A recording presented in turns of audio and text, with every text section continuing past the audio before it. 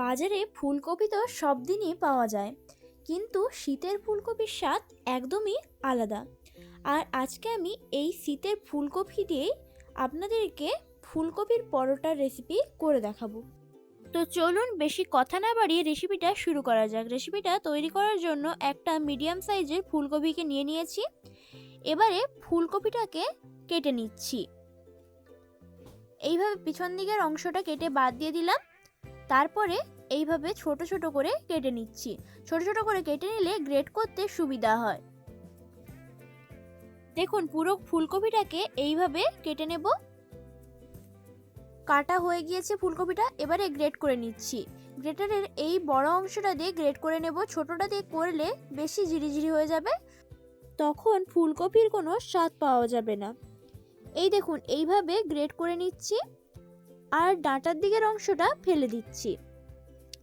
দেখুন কীরকম ঝিরিঝিরি হয়ে গ্রেড হয়েছে। আরও একটা গ্রেড করে নিচ্ছি। একই রকমভাবে সব ফুলকপিগুলোকে গ্রেড করে নিয়েছি। এবারে এই ফুলকপির মধ্যে 1 চামচ নুন দিয়ে দিলাম। নুনটা দিয়ে ভালো করে মাখিয়ে নেব। নুনটা এখানে বেশি করেই দিয়ে দিলাম, আমি আর পরে নুন দেব না। দেখুন 5-6 মিনিট এইভাবে নুন মাখিয়ে রেখেছিলাম।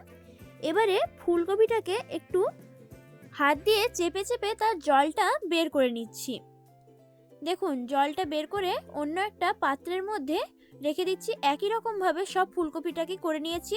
এবারে এই ফুলকপির জলটাকে ফেলে দেব না। এই ফুলকপির জলের মধ্যে আটাটা দিয়ে দিচ্ছি। আমি 500 গ্রাম আটা নিয়েছি, আপনারা চাইলে এর থেকে কম বা বেশিও নিতে পারেন। এবারে এর মধ্যে 1 চামচ ঘি দিয়ে দিলাম। আপনারা চাইলে এর মধ্যে ময়দাও দিতে পারেন, তবে আমি মনে করি আটাটা দিয়ে করলেই বেশি ভালো হয়। এবারে আটাটার সঙ্গে ভালো করে ঘিটাকে মাখিয়ে নিচ্ছি। মাখানো হয়ে গেলে এর মধ্যে অল্প অল্প করে জল দিয়ে দেব। একবারে বেশি জল দিচ্ছি না। একেবারে বেশি জল দিয়ে দিলে বেশি হয়ে যেতে পারে জলটা, তখন ডোটা অনেক পাতলা হয়ে যাবে। এই দেখুন একটু একটু করে জলটা দিয়ে ডোটা তৈরি করে নিয়েছি। এবার একটু হাতের মধ্যে তেল নিয়ে ডোর মধ্যে মাখিয়ে দিচ্ছি। ভালো করে ডোর মধ্যে মাখিয়ে দেব। ডোর মধ্যে তেলটাকে ভালো করে মাখানো হয়ে গেলে ডোর মধ্যে থেকে বড় বড় করে লেচি কেটে নিচ্ছি। এই দেখুন এইভাবে বড় বড় করে লেচি কেটে নিচ্ছি। আমি একটু লেচিগুলোকে বড় করেই কেটে নিচ্ছি। সব লেচিগুলো কাটা হয়ে গিয়েছে। এবারে এগুলোকে হাত দিয়ে চেপে চেপে গোল করে নিচ্ছি। সবগুলো একই রকম ভাবে গোল করে নেব।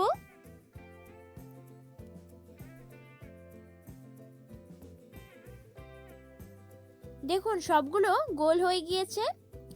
এবারে 30 মিনিটের জন্য একটা ভেজা কাপড় দিয়ে ঢাকা দিয়ে রেখে দিচ্ছি। এদিকে একটা কড়া বসিয়ে নিয়েছি। কড়ার মধ্যে রিফাইন্ড অয়েল দিয়ে দিলাম। তেলটা একটু গরম হয়ে গেলে এর মধ্যে 1 চামচ জিরে দিয়ে দিচ্ছি। জিরাটাকে স্প্যাচুলার সাহায্যে ভালো করে নেড়েচেড়ে ভেজে নেব। ভাজা হয়ে গেলে এর মধ্যে গ্রেট করে রাখা আদাটাকে দিয়ে দেব। আদাটাকে দিয়েও ভালো করে নাড়িয়ে নেব। আদার কাঁচা গন্ধটা যতক্ষণ না চলে যাচ্ছে ততক্ষণ আদাটাকে এইভাবে তেলের সঙ্গে ভেজে নেব। তারপরে এর মধ্যে কাঁচা লঙ্কা দিয়ে দিচ্ছি। কাঁচা লঙ্কাটাকে দিয়েও আবারও ভালো করে ভেজে নেব। ভাজা হয়ে গেলে এর মধ্যে 1 চামচ হলুদ দিয়ে দেব। হলুদটাকেও খুব ভালো করে মশলার সঙ্গে মিশিয়ে নেব। দেখুন মেশানো হয়ে গিয়েছে। এবারে এর মধ্যে যেই ফুলকপিটা গ্রেট করে রেখেছিলাম সেইটা দিয়ে দিচ্ছি। আমি এখানে এক্সট্রা কোনো নুন ব্যবহার করছি না। এই ফুলকপির মধ্যে যে নুনটা ছিল এতেই নুন হয়ে যাবে। দেখুন ফুলকপিটা ভালো করে মশলার সঙ্গে মিশিয়ে দিচ্ছি।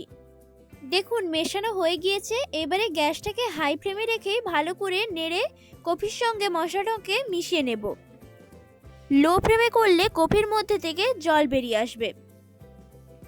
দেখুন কপিটা ভালো করে সেদ্ধ হয়ে গিয়েছে। এবারে গ্যাসটাকে অফ করে দিচ্ছি। লাস্টে একটু ধনেপাতা দিয়ে দিলাম। ধনেপাতাটাকে দিয়ে একটু নাড়িয়ে নেব। তারপর এর মধ্যে 1/2 চামচ গরম মশলা দিয়ে দিচ্ছি। গরম মশলাটাকে দিয়েও ভালো করে ফুলকপির সঙ্গে মিশিয়ে নেব।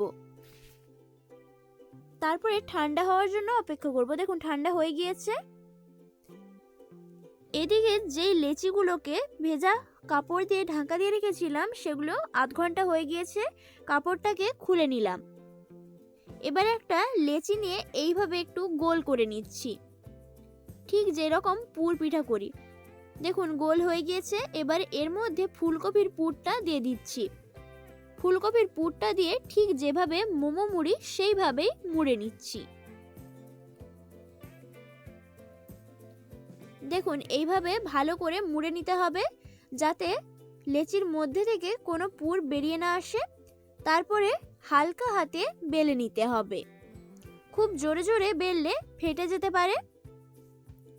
এইভাবে আস্তে আস্তে করে বেলে নিচ্ছি একটা বেলুনের সাহায্যে। আমি এখানে কোনো ময়দা বা আটা ইউজ করিনি, আপনারা চাইলে ময়দা বা আটা দিয়েও বেলতে পারেন। দেখুন বেলে নিচ্ছি ভালো করে। বেলা হয়ে গিয়েছে। এদিকে একটা প্যানি বসিয়ে দিয়েছি। প্যানিটা একটু গরম হলে এর মধ্যে বেলে রাখা রুটিটাকে দিয়ে দিচ্ছি। রুটিটাকে ভালো করে ভেজে নেব।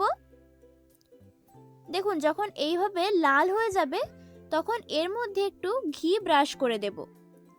আর রুটিটা ভাজার সময় গ্যাসটাকে হাই ফ্লেমে রাখলে হবে না, রুটিটা চুঁয়ে যেতে পারে। গ্যাসটাকে লো ফ্লেমেই রাখতে হবে। এবারে আবারও রুটিটাকে উল্টে উল্টো পাশেও ঘি দিয়ে দিচ্ছি। দেখুন ভালো করে ঘি ব্রাশ করে দিয়েছি। এবারে রুটিটাকে ভালো করে ভেজে তুলে নিচ্ছি একটা পাত্রের মধ্যে। একই রকম ভাবে সব রুটিগুলোই ভেজে নেব। এই ফুলকপির পরোটা খেতে খুবই সুন্দর হয়। দেখুন সবগুলো তৈরি হয়ে গিয়েছে। এই রেসিপিটি যদি আপনাদের ভালো লেগে থাকে তাহলে লাইক এবং কমেন্ট করার অনুরোধ রইল। আর আমার চ্যানেলে নতুন বন্ধু হয়ে থাকলে সাবস্ক্রাইব করার অনুরোধ রইল। দেখুন আমি ফুলকপির পরোটাটা চাটনি আর দইয়ের সঙ্গে সার্ভ করেছি। ধন্যবাদ পুরো রেসিপিটা শেষ পর্যন্ত দেখার জন্য।